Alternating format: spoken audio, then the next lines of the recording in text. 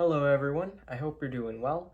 Today I want to talk about if it's possible to be too considerate. This is something that I touched on in my last upload, but I think I kind of just squeezed it into a different topic and I didn't really fully explore it, so I want to focus on it in this video, and the simple answer is no, it's not possible to be too considerate as long as you're also considering yourself.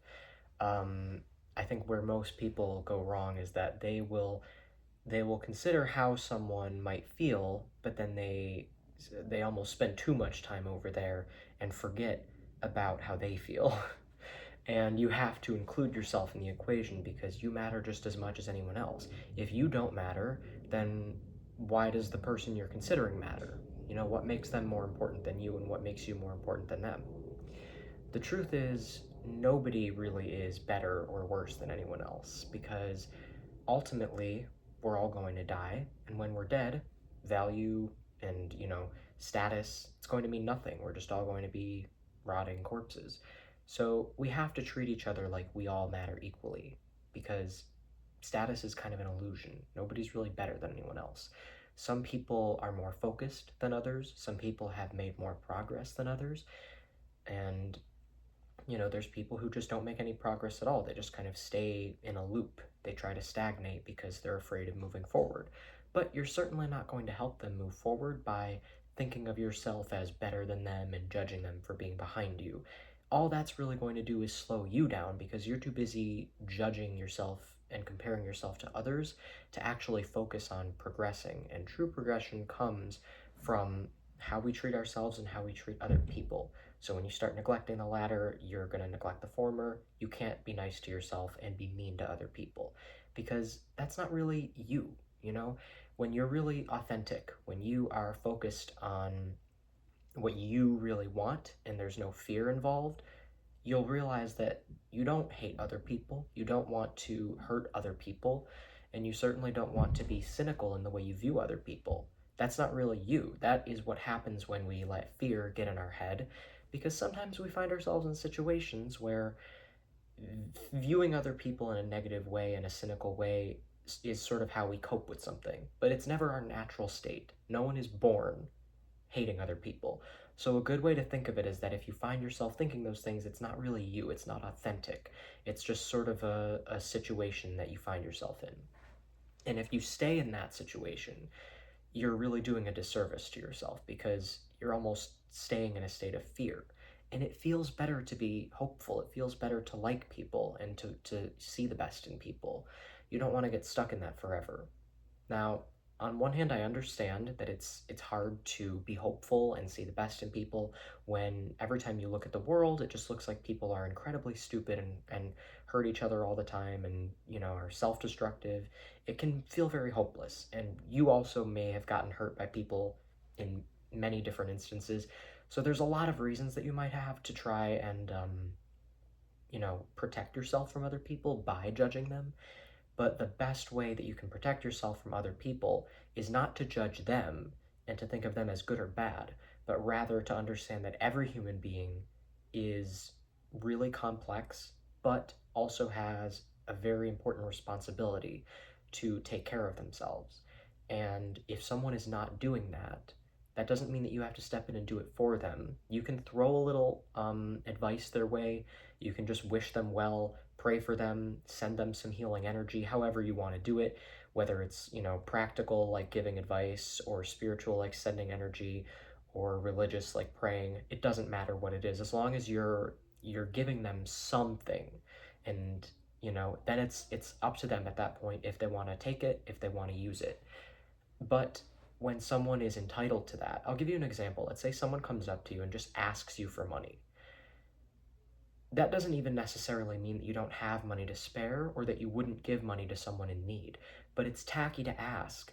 If someone came up to you and, or rather, you just, walked past them and noticed them, and you saw that they were in distress, you could just tell that they were in a really bad situation. And you might ask them. Or maybe someone is like running and they're desperate and they come up to you and they just start telling you what's going on. Simply telling you what's going on is not really asking anything of you or expecting anything of you beyond just, you being curious enough to stay and listen. And then you can decide, hey, I could maybe give this person a little bit of money, or I could maybe give this person a ride or whatever. You're the one making the decision at that point. When someone asks, it shows that they expect it, which also suggests that they feel that you owe it to them, which is not the case. We don't really owe each other anything. Um, we only owe each other something when we made a deal, when we made a promise. And if we don't respect that, that's a whole separate thing. But the deals are very messy because they're made by people. Like, if a kid makes a deal with another kid, it's not that serious because kids don't know what they're talking about half the time. It is still nice that they uphold their end, but there's some deals that just should never have been made in the first place, and it would be wrong to expect someone to uphold that end. Um, so deals are messy, but just in general, make sure that you're using your integrity and make sure that you're actually asking yourself, do I really owe this person something, or would it actually be unhelpful for me to give them something? The times when it's unhelpful are when they would not really appreciate it, because if they think that you owe it to them, that means that they're not really going to think of it as you doing them a favor, you going out of your way to help them. They're not really going to acknowledge how it's an inconvenience to you, because if you said no, which you really do have every right to do if it's a complete stranger, um, and whatever it is they may be asking of you, it's still asking something of you, at the very minimum, time and or energy. And for them to not acknowledge how that's an inconvenience to you and why you might want to say no, just really should show you that you probably shouldn't do it in that instance, because your time would be better spent helping people who don't feel entitled to it and who would really appreciate it and know that what you give them is of value, that it should be put to good use. And that's what you want to do. If you want to help someone, you want to know that your help is actually going to be utilized and not just wasted. Unless it's effortless, unless it's just a simple wishing someone well, giving someone some quick advice. Maybe you're rich and it doesn't really hurt you that much to just spare $1,000. Maybe you have like billions of dollars at your disposal, or whatever, so you can just give someone $10,000 and it's nothing to you. You know what I mean? Like, in that instance, it's circumstantial. It's just whatever really doesn't mean much to you. But if it does inconvenience you, if it is a big deal to you, um, I think rich people especially have to beware of people who come asking for things, because again, there's that entitlement. They feel like it's owed to them, and you want to instead give to people who will actually be smart with what you offer them. So the issue of entitlement, I think it comes from being spoiled, obviously. I talked a lot about that in my previous upload too, but people who were kind of raised in an environment, or just who have experiences in their past that led them to believe that the world sort of owes them something and they don't really have to do anything to be deserving of it besides exist. Um, this is not a mentality that everyone has the luxury of living with. There are some people who never experienced that. They grew up and they had to work for everything. They weren't even owed care from their parents. They had nothing. All they really had was just the bare minimum of what it would take to not die.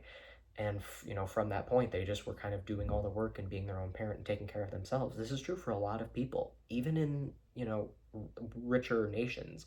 But I'm sure it's true a lot in like really poor nations and countries where you can't really have the luxury of just focusing on taking care of your kid because you're just busy trying to survive. And I think hopefully in those instances there is a little bit more of a feeling of community, because you're all struggling together. But even still, people can tend to be very selfish, and they hoard. So people go into survival mode, fight or flight, where you're not really sure what to do. How this relates to being considerate is that you're too busy considering yourself to actually think about what other people might benefit from. And then there's the other side of that, where you're too busy considering what other people want to think about yourself. People tend to go on one or the other. There's very rarely a balance between these two things because people feel guilty for taking care of themselves. People feel like they're not allowed to. And the truth is, if you really are um, paying attention to yourself and forgiving yourself too, if you can't forgive yourself, um, it's probably because you think that some people are not deserving of forgiveness. But if you can't forgive yourself, how can you ever expect to learn from it or grow past it? You won't even acknowledge what you did. And if you are acknowledging it, you think that it's so bad that it can never be made up for. So you just think that you're kind of a lost cause and you've given up on yourself. So you're going to stay in that lower um, mentality where you're just kind of feeling sorry for yourself, feeling like you're maybe a bad person, and then you just embrace it. You can become really cynical. This can lead to all sorts of bad things. Not forgiving yourself doesn't protect you, doesn't help you grow. And not forgiving other people, the same is true. It doesn't help you, it doesn't help them. So we have to remember that everyone is deserving of the same treatment. Deep down, we all know this. That's why when we hold other people to certain standards, they're there, you know. We there may be people who seem hypocritical, like they follow different rules than what they hold other people to, but deep down they are aware of those rules and they are aware that they're not abiding by them. And it takes a toll on the way they view themselves. You know, they kind of become a little bit delusional sometimes. And that's sort of what, you know, you would see with someone who's spoiled, is that they really are not all there. It's almost just like their behavior is more prominent than who they are at the core. Now, I know that I'm not my behavior. I could randomly do a ton of things that wouldn't really be me, but I try to be at the forefront at the most for the most part. I try to keep my emotions and my reactions a little bit like at the back, like in a bus, just keep it behind the yellow line, you know. Um And you have to do that sometimes. You need to be the one driving because some people just give up and let their emotions drive them, and then they don't even know who they are or what they value. And it's a very dangerous person to be around because you don't know what they're capable of. They don't know what they're capable of. I know what I'm capable of. I know what I would and wouldn't be willing to do. And I hope that people who know me remember me for me and not for some random decision that I made or some random behavior that I did, because I try to, have control of myself. I think that we all have a responsibility to do that. And some people have the privilege of not learning that responsibility because they were kind of given a little too much freedom.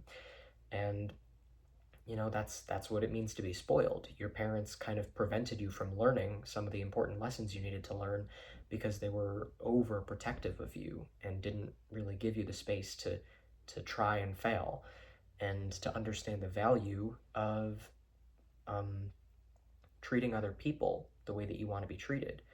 Some people don't realize how privileged they are and how much of a privilege it is just to be able to have resources that you can give out to other people. So yeah, there's a lack of self-awareness, I think. But no, you can't be too considerate. If you're considering yourself and other people equally, it'll help you reach the root of these issues. All of this, everything I've talked about in the video, if you just make sure that you ask yourself before you do something, before you think something. Let's say that you're this really powerful, rich person and you're about to make a decision that's going to be a good business move for you. You understand that aspect of it, that it'll help you grow your business. Ask yourself if everyone involved in helping that come to fruition is actually getting what they really deserve. Put yourself in their shoes. The workers making whatever it is that you're selling, or whatever it might be. It doesn't always have to be that, but just a business decision in general. Think about the people who are going to be helping to create whatever it is that you're giving away, and the people who are going to be giving you something in return for what they're getting from you.